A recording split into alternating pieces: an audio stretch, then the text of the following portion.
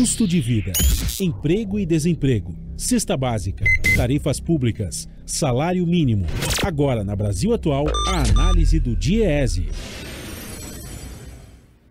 E nós vamos conversar com o Victor Pagani, que é supervisor do escritório do DIEESE aqui em São Paulo. Bom dia, Victor. Bem-vindo. Bom dia. Bom dia a todos que nos assistem. A gente vai falar com o Victor sobre a desigualdade salarial no Brasil e como ela contribui para a concentração de renda e o desequilíbrio social. O levantamento do jornal Estado de São Paulo mostra que 52% dos assalariados ganham 2 salários mínimos, ou seja, R$ 2.424, enquanto um grupo de presidentes das grandes empresas recebe até R$ 1 milhão por mês. De acordo com o jornal, somente no ano passado, os 10 executivos mais bem pagos do Brasil receberam R$ 400 milhões, valor 30% maior que em 2020. Em vários países desenvolvidos, a diferença é de apenas 10 salários mínimos entre os maiores e os menores rendimentos. É vergonhoso um levantamento como esse, né, Victor, que demonstra que toda a cadeia ligada ao trabalho sofre também de uma desigualdade absurda no país, não? Exato, Rafael. Os números falam por si, né? A gente vê essa desigualdade absurda na remuneração do trabalho, né? Nos salários dos trabalhadores em geral. Então, enquanto um grupo muito pequeno, né, a gente tem os dados ali, são 90 CEOs, né, que são os diretores executivos, os presidentes das empresas listadas na Ibovespa, tem uma remuneração que, em média, supera R$ 1 milhão por mês, né? A gente tem mais da metade, 52% dos trabalhadores recebendo apenas até 2 salários mínimos por mês, né? Então é uma desigualdade absurda, injustificável, né? Que é resultado desse neoliberalismo extremado que a gente tem no Brasil, né? Então, um capitalismo totalmente desregulamentado que propicia esse quadro, né? Então, a gente tem também as empresas com pouca responsabilidade social, né?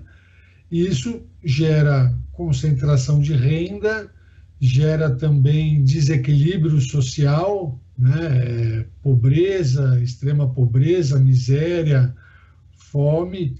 Então, a gente observa que o mercado de trabalho também contribui para esse quadro, né, de absurda desigualdade social no país, né? Nós temos outros fatores que contribuem também para a desigualdade social, né, como uma tributação regressiva, né? Então, além da gente ter esses, né, que a gente citou aqui, os 90 CEOs das empresas listadas na Ibovespa, com esses salários, a gente sabe também que a renda só é tributada, né, até ali, se a gente olhar a tabela do imposto de renda, né, a última faixa de tributação é R$ 4.664, né, a partir do corte onde se passa a pagar 27,5% de imposto de renda. Então, um trabalhador que ganha 5, 10 mil reais, ele vai estar na mesma faixa de tributação desses altos executivos que ganham mais de R$ 1 milhão por mês, né? Então, isso também contribui para a desigualdade social no Brasil. Sem contar, né, Victor, que esses grandes executivos, eles têm assessorias tributárias que permitem que eles deduzam diversos gastos ou, enfim, rendimentos ao longo do ano do imposto que eles deveriam pagar. E outro fato que chama a atenção é o congelamento da tabela do imposto de renda, que causa mais essa distorção que você apontou aqui, né? Exato. Esse congelamento faz com que o trabalhador assalariado, né, sobretudo um registro em carteira, que tem o desconto na fonte, né, já direto na folha de pagamento, passe a pagar cada vez mais impostos, né? Então, isso sem a correção e sem a criação de novas alíquotas, né, para tributar essas altas rendas, né, essas super rendas que a gente está verificando aí no levantamento publicado pelo Estado de São Paulo, a gente dificilmente melhora essa situação, né? E o que chama atenção também, Rafael, é que esses números foram observados em 2021, né, durante a pandemia, né? Então, nós tivemos aí um crescimento de cerca de 30% na remuneração desses altos executivos. Por outro lado, a remuneração média, né, dos trabalhadores teve uma queda, a gente pegar nos últimos dados da PNAD, de mais de 5%. Então, a gente observa que durante a pandemia, em que pese toda a tragédia humanitária, né, a crise sanitária, mas também a crise econômica, então o baixo dinamismo da economia, a economia crescendo muito pouco, a gente tem uma ampliação da desigualdade, né? Uns estão ganhando, e ganhando muito, né, e ampliando seus rendimentos em 30%, enquanto, na média, o trabalhador tem perdido, né, o seu rendimento, além, claro, da questão do desemprego e da ampliação da informalidade que a gente tem verificado nesse último ano, né? É importante a gente sempre ressaltar, né, Victor, que isso é um projeto de governo, né? Isso não foi colocado de graça, né? Isso faz parte de uma cartilha neoliberal ou super neoliberal, hiper neoliberal do Paulo Guedes, que aprofundou ainda mais essas diferenças. E aí eu sempre lembro que é possível a gente mudar essa relação de coisas, e eu lembro também do ex-presidente Lula, pré-candidato, que fala que é preciso colocar o pobre no orçamento e o rico no imposto de renda. É possível modificar essa situação desde que tenha vontade política também, né? É possível.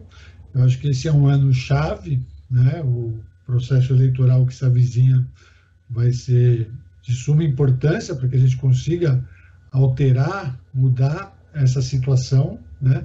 A gente observa que em outros países, em países desenvolvidos, a desigualdade salarial não chega nem perto do que a gente verifica aqui no Brasil, né? Então, é um indicador também, né, de desenvolvimento de um país, a diferença entre o maior salário de uma empresa e o menor não ser essa que a gente tem aqui, né, que às vezes beira os 1000%, né? Então, claro que no capitalismo sempre haverá algum tipo de desigualdade, mas ela não pode ser exacerbada como a gente está vendo aqui, né? Porque isso gera desequilíbrio social, né? E gera piora de qualidade de vida para a imensa maioria da população. Só para a gente terminar, vamos relembrar aqui um levantamento feito pelo banco Credit Suisse, que mostrou que em 2021, 1%, a fatia do 1% mais rico no Brasil tinha metade de toda a riqueza no país, e no mundo, as 500 pessoas mais ricas tiveram um crescimento de seu patrimônio líquido em mais de 1 trilhão e 800 bilhões de dólares. É muito dinheiro, né, Victor? É possível realmente fazer uma redistribuição desse dinheiro, porque ninguém vai conseguir utilizar uma quantia tão grande assim, enquanto outras pessoas passam fome e não tem nem onde morar. Chega a ser imoral, né? Essa concentração tão absurda da renda, né? E do patrimônio, da riqueza do país, né? Durante muitas décadas, né, se falava que o país precisava primeiro crescer para depois distribuir, né? Então que tinha que esperar o bolo crescer para depois dividir, né? E a gente viu que durante vários períodos o bolo cresceu e essa divisão nunca ocorreu, né, de forma justa, né?